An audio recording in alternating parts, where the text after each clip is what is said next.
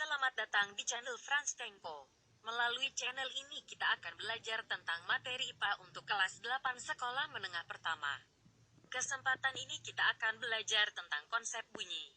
Materi ini akan dibawakan oleh Ibu Herlin. Untuk itu kami berikan waktu buat Ibu Herlin untuk menjelaskan materinya. Terima kasih atas waktu dan kesempatan ini. Saya Ibu Erlin akan menjelaskan salah satu jenis gelombang yaitu gelombang bunyi. Melalui pembelajaran ini kalian mengetahui pengertian bunyi dan syarat terjadinya bunyi. Sebelum membahas lebih lanjut tentang bunyi, coba kalian pejamkan mata kamu. Fokus dan dengarkan suara yang ada di sekitar kamu. Apa yang kamu dengarkan? Suara air yang mengucur dari selang. Derap langkah kaki. Panggilan ayahmu. Bunyi notifikasi handphone. Sirine ambulans. Ketukan kayu atau sendok tukang bakso di depan rumah. Walaupun semuanya terkesan random dan muncul dari berbagai macam hal, sebenarnya suara yang kamu dengar berasal dari satu hal yang sama, yakni getaran. Bunyi yang kita dengar adalah gelombang longitudinal yang membawa energi yang dihasilkan oleh suatu getaran.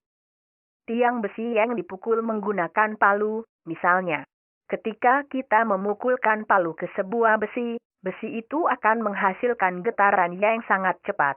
Saking cepatnya, mata kita tidak sanggup melihatnya. Getaran ini pada akhirnya berubah menjadi gelombang yang mengalir lewat udara, medium, dan, pada akhirnya, sampai ke gendang telinga kita. Baru deh, dari sana, otak menerima rangsangan dan mengenalnya sebagai bunyi. Sekarang kamu sudah tahu, kan, bagaimana bunyi yang ada di sekitar kita bisa sampai diterjemahkan oleh otak. Tetapi, tidak semua makhluk hidup kayak gini ya.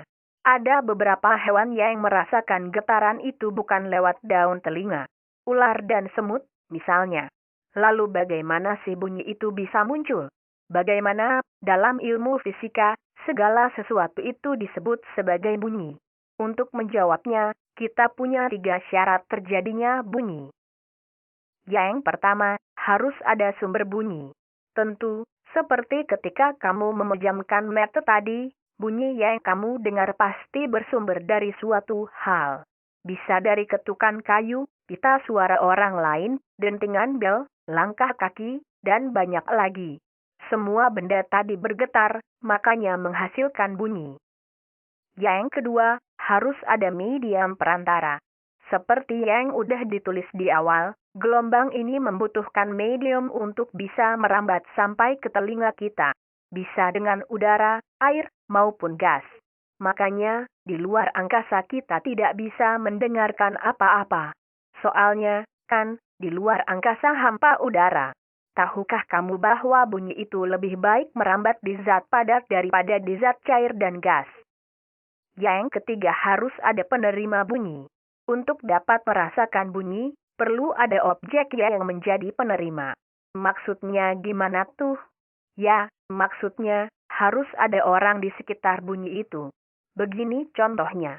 Kamu sedang membaca tulisan ini, lalu di tengah-tengah membaca, kamu teriak, "Aku ganteng abis." Di dalam ilmu fisika, bunyi yang kamu keluarkan baru dapat dianggap ada, apabila ada orang lain yang mendengarkan suara teriakan kamu. Kalau kamu di rumah sendirian, mau teriak kayak apa juga orang lain tidak menganggap kamu mengeluarkan bunyi. Maka, suara kamu tidak dianggap berbunyi. Itulah penjelasan singkat saya tentang apa itu bunyi dan syarat terjadinya bunyi. Semoga bermanfaat bagi kita semua yang telah menyaksikannya. Saya Ibu Erlin akan mengakhiri pembelajaran ini dan atas perhatiannya saya ucapkan terima kasih. Salam sehat. Itulah tadi penjelasan dari Ibu Herlin tentang pengertian bunyi dan sifat-sifat bunyi. Semoga bermanfaat bagi yang menyaksikannya. Terima kasih dan jangan lupa di subscribe. Salam sehat.